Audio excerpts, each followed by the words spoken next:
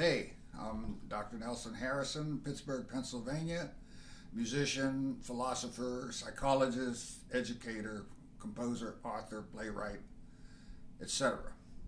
And I'm the host and founder of the Pittsburgh Jazz Network. We now have 2,500 members. We reach every continent on the planet, and we're telling the true history of Pittsburgh jazz, not what's very sparsely written about. I call it the greatest jazz story never told because we know that Pittsburgh is one of the jazz capitals of the world.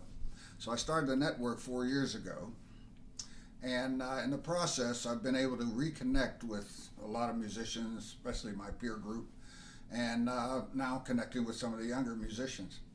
And looking around, I was thinking about where we can take it to the next step so that we can have publications and have a marketplace for ourselves around the world. And as I was trying to learn the cyberspace, I came across jazzwebshed.com. I said, ooh, what is this? So I clicked on it and I saw Quamon Fowler, whom I had heard about, and I knew he was coming to Pittsburgh. And I looked at it and I said, wait a minute, he's doing everything that I was thinking about doing, so no need of me doing it. Why don't I just hook up with him? So I joined the Jazz Webshed as an affiliate member. And I have a banner on the Pittsburgh Jazz Network so all of my members can see it, and I recommend anybody who's trying to learn more about this music, these guys have really got the format. Now the reason I think that's important is because I go back and I can remember the time when the musicians made more than the athletes. And that was in the 50s and 60s. And now the athletes are making such incredible money and the musicians are actually making less in terms of percentage and less than even actual dollars.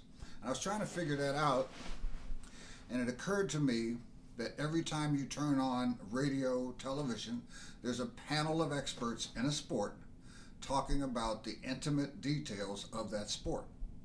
There used to be football widows. Now the wife takes the husband and grabs him and takes him out to the football game because she understands what's going on. So I said, well, why don't we do that? We get together in a corner after a gig and the musicians talk to each other, but we're not sharing that inside knowledge with the public. And so I started searching the web for a jazz panel. I found one on YouTube. YouTube gets 100,000 new videos a day, I think it's an hour. And there's no panels talking about a Sonny Rollins solo or talking about something that has to do with the intimate details of our craft. Jazz Webshed is doing that. And they're doing it just straight from the heart, straight from the experience of the people that are talking. And it's like being in on the conversations that musicians always used to have. Why do I know that's important? One night, I played with Roger Humphrey's big band, and we'd get together and go get some breakfast.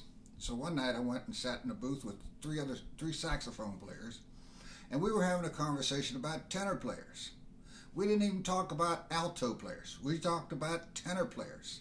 And we lit up the whole diner. We were talking for about 45 minutes and people start eavesdropping on us and listening and saying, who are these guys? What are they talking about? And finally, a couple got up behind us and said, this is the greatest eavesdrop we ever had. Where are you playing? Who are you? And then the waitress started listening in and all that.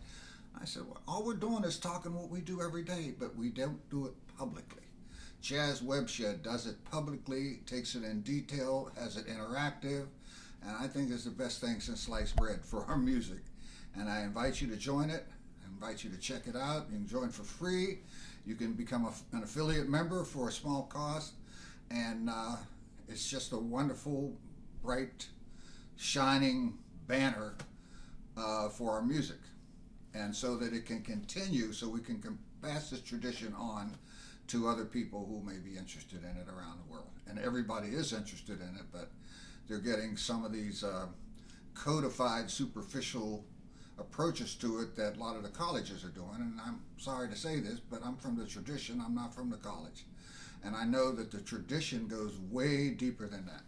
So these are young men who have the college experience, but they're from the tradition and they speak from the tradition, which is a lifestyle, which is it's a life consciousness. And I'm just thrilled to be associated with the jazzwebshed.com.